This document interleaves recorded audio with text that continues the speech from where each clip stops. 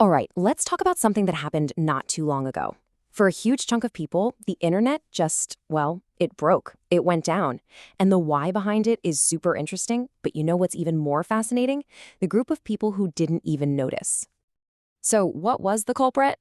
Turns out it was a massive failure in a really critical Amazon Web Services region called us-east-1. Now, you have to understand, this isn't just some random server farm. It's one of the oldest, most important pieces of digital real estate on the entire planet. So when it stumbled, all sorts of services we use every single day just choked. Login screens froze up. It was, for a little while there, pure chaos. And this, right here, is where the story gets super interesting. Because in the middle of all that digital mayhem, there was this one specific group of users, mostly in the US government world, who barely even noticed anything was wrong. It was like they were in a bubble, completely insulated from the chaos. So, how did that happen? Well, that's exactly what we're gonna unpack. Okay, to really get what happened, you first have to realize that we're not just talking about the cloud. We're actually talking about two totally different, separate clouds that are basically living right next to each other. So the problem kicked off right here, in AWS's Northern Virginia region, US East 1. And again, this place is a huge deal. It's not just another data center. It hosts these global control planes for supercritical services, things like logging in and managing who has access to what. When that region has a bad day, the ripple effect is massive. It's felt way, way beyond its physical location. But get this, at the exact same time the regular internet was falling all over itself, users on this other, totally separate system called AWS GovCloud were, well, they were just working. Business as usual. Their services were up, their logins worked, everything was fine. And that huge difference, that stark contrast, immediately got all the engineers talking. What in the world made GovCloud so special? And the answer to that question, the secret sauce, the thing that saved them, it really just comes down to one single powerful idea: isolation. So, okay, that's the big question, right? What exactly is this GovCloud thing? This system that seemed to have a literal force field around it while everything else was burning? Well, you can think of AWS GovCloud as the high-security, super strict cousin to the regular commercial cloud we all use. It's built specifically for US government agencies that handle really sensitive stuff.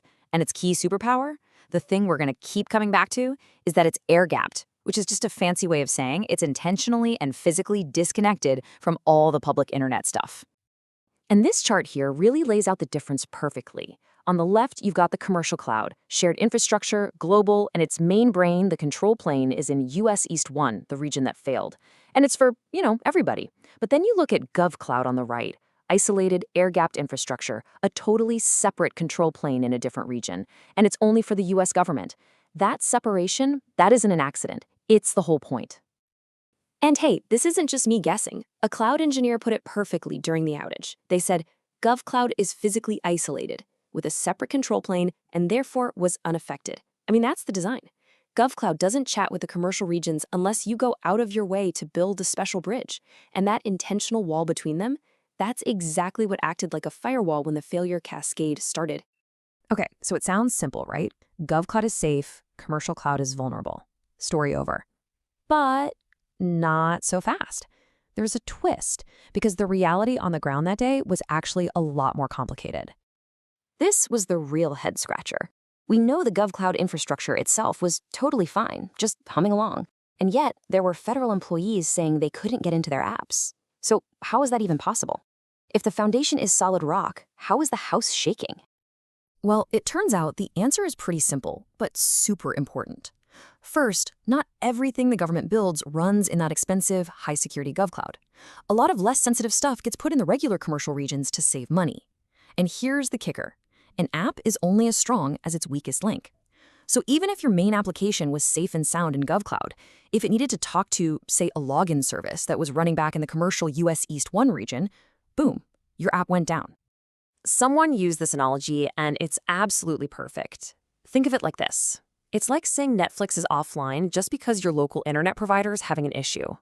Netflix's servers are fine. They're running perfectly. But if the pipe connecting you to Netflix is broken, you can't watch anything. So to you, the end user, it feels like Netflix is down. The problem wasn't the service, it was the dependency, the connection.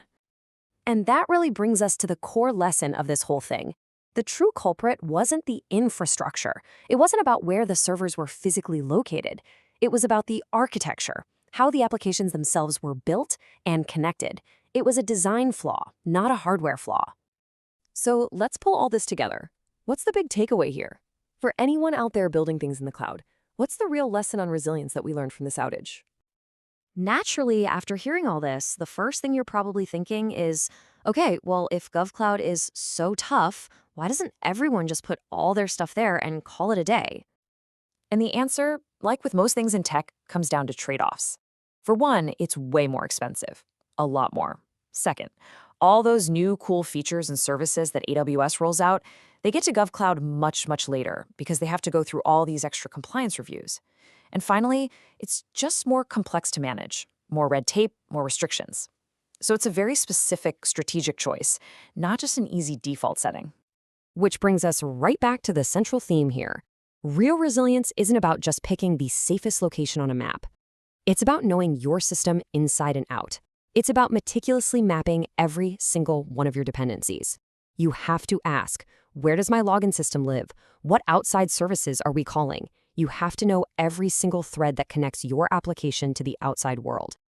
And ultimately, it all comes down to this one really powerful idea. The cloud provider, they give you the building blocks. They give you the tools, the regions, the infrastructure. But actually building something that can survive when one of those blocks crumbles, that responsibility, that's on the person designing the system. It's on the architect, the engineer, the developer. In the end, resilience, that's on you.